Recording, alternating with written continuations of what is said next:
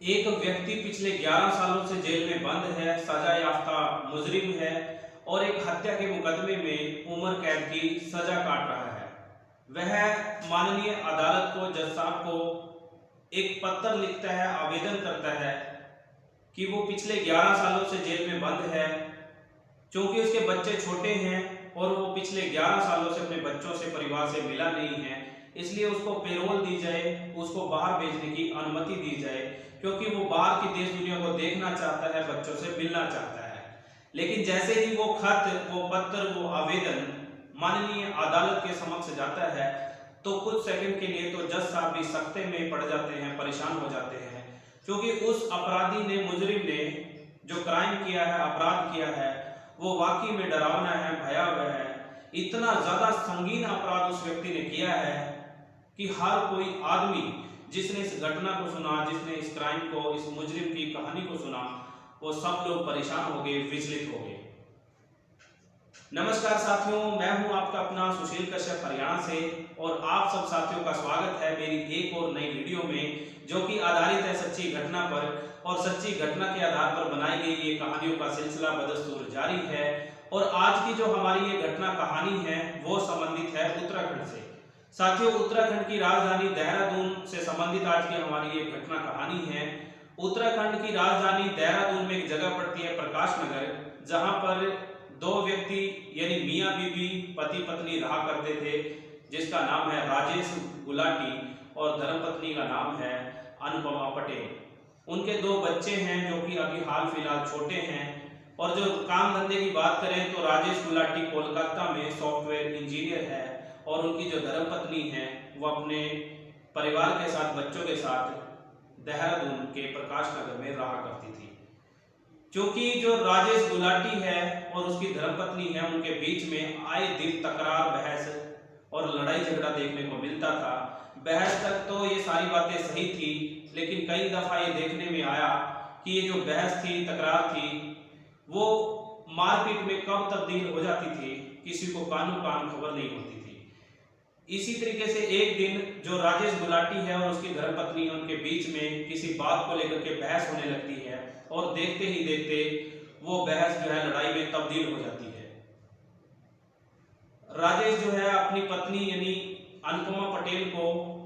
धक्का देता है और धक्का जब देता है तो उसकी जो पत्नी है अनुपमा पटेल, वो बेड में जाकर के लगती है। उसके सर में चोट लग गई थी और देखते ही देखते खून बहने लगता है। ये सब देख करके राजेश जो है बहुत ज्यादा परेशान था, क्योंकि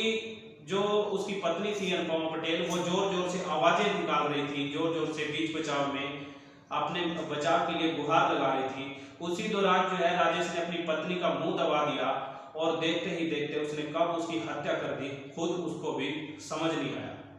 इसके बाद चूंकि बच्चे जो है पास के ही, समीप के ही कमरे में सोए हुए थे और राजेश ने मौका पाकर के उस लाश को, शव को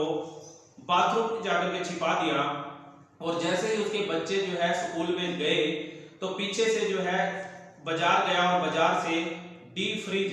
जो कि अमूमन आप लोगों ने दुकानों पर रखा हुआ देखा होगा, जिसमें दुकानदार जो है कोल्ड ड्रिंक्स और आइसक्रीम को स्टोर करते हैं, रखते हैं, वो डीप फ्रिज खरीद करके लेके आता है। और जो अपनी धर्मपत्नी है अनुप्रिया पटेल,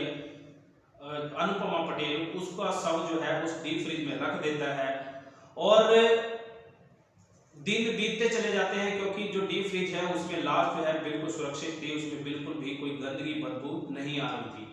एक दिन, 2 दिन, 4 दिन बीतते हैं और मौका पाकर के जो राजेश गुलाटी है अपनी धर्मपत्नी अनुपमा पटेल के शरीर के ना जाने कितने टुकड़े करता है और लिफाफे में, पन्नी में पैक कर करके उस डीप फ्रिज में स्टोर कर देता है। और जैसे ही वो घूमने के लिए मसूरी की तरफ निकलता है तो आए दिन 1-2 लिफाफा उठा करके झाड़ियों में और बीच पहाड़ों में फेंक देता है। वो एक एक करके, एक एक टुकड़ों को जो है ठिकाने लगा रहा था। और इस घटना को काफी दिन हो गए थे और जो अनुपमा पटेल का जो परिवार था, यानी जो राजेश गुलाटी का जो ससुराल था, वो भी बहुत ज्यादा परेशान था। उसका जो साला था एसके चौधरी, एक दिन अपने बहन के ससुराल यानी अपने जीजा के घर आता है और अपने जीजा को बोलता है कि इतने दिन हो गए लेकिन आपने अब तक भी मेरी बहन यानी आपकी धर्मपत्नी की गुमशुदगी की रिपोर्ट क्यों दर्ज नहीं कराई। लेकिन राजेश ये कहते हुए हंस करके टाल देता है कि आपको पता तो है कि जो अनुपमा है वो आए दिन इस तरीके की हरकतें करती है, वो कहीं नहीं गई होगी, घूम फिर करके नाराजगी दूर जब हो जाएगी तो वो वापस मुड़ करके घर आ जाएगी। लेकिन उस जब जैसे ही एस के चौधरी घर पर आता है तो एक बात वो ये भी जोड़ता है कि 57 दिन हो गए लेकिन आखिर ऐसा कहाँ गई अनुपमा जो अब तक वापस लौट करके नहीं आई। इसी दौरान जो राजेश है वो अपने वॉशरूम में चला जाता है और एस के चौधरी सोफे पे बैठ करके उसका इंतजार करता है और कुछ चंद मिनटों में ही एस के चौधरी के मोबाइल पर एक मैसेज आता है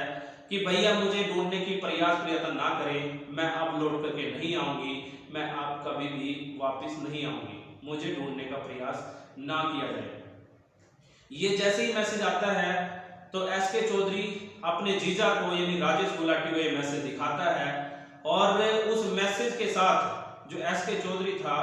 वो पुलिस में कंप्लेंट दर्ज करवाता है और देखते ही देखते आनन फानन में पुलिस मौके वारदात पर पहुंच जाती है और तमाम सवालात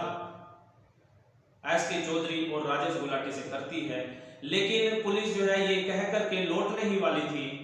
कि जैसे ही आप लोगों की जरूरत पड़ेगी तमाम तथ्यों पर हम ये अपनी जो तहकीकात है शुरू कर रहे हैं और जैसे ही आप लोगों की जरूरत पड़ेगी तो आपको बुलाया जाएगा, आपको आना पड़ेगा। लेकिन जब वो घर के दरवाजे से बाहर निकलते हैं तो एक पुलिस अधिकारी की नजर उस डीप फ्रीज पर पड़ जाती है और पुलिस अधिकारी अपने सीनियर अधिकारी को ये कहता हुआ सुना जाता है कि सर घर में एक डीप फ्रीज रखा है, लेकिन डीप फ्रीज आमतौर पर दुकानों पर या स्टोर में देखा जाता है, तो इस डीप फ्रीज का घर में क्या काम।